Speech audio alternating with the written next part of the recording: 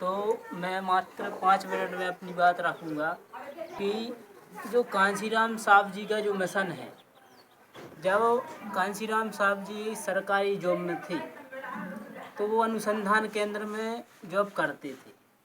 तो वहाँ पर उसी अनुसंधान केंद्र में 2 लोग और थे, दीना भाना साहब और D.K. खापड़े साहब। तो जब दीना भाना साहब ने कांशीराम साहब अधिकारी थे तो उनसे 14 अप्रैल की छुट्टी मांगी, 14 अप्रैल बाबा साहब की जयंती की। तो उन्होंने छुट्टी देने से मना कर दिया।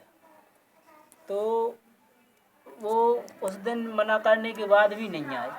तो जब वो वापस कार्यालय पहुँचे तो उन लोगों ने कहा कि आप लोग ऐसा क्या है अम्बेडकर जी की कि आप उनकी जयंती में जाने के लिए आप कार्यालय से छुट्टी लेकर गए और हम लोगों ने छुट्टी नहीं दी, उसके बाद भी आप गए।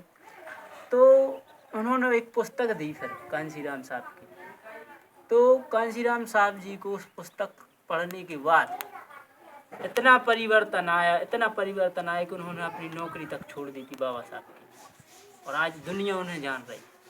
तो कहने का मतलब ये है कि दुनिया में परिवर्तन कोई ऊपर से आने वाला नहीं है, परिवर्तन हम ही लोगों को करना है। और हर व्यक्ति में कमी है, दुनिया के हर व्यक्ति में कमी है, कोई ऊपर से सीख के नहीं आया। आज हम लोगों को ही आपस में यहीं पर सीखना है, सीख के आगे बढ़ना है। बाबा साहब कांशीराम साहब का साहित्य पढ़ना है, क्योंकि कांशीराम साहब कहते हैं कि अगर महापुरुषों का इतिहास पढ़ने के बाद, उनका साहित्य पढ़ने के बाद अगर आप की सोच नहीं बदलती है तो आप में जीने का कोई अधिकार नहीं।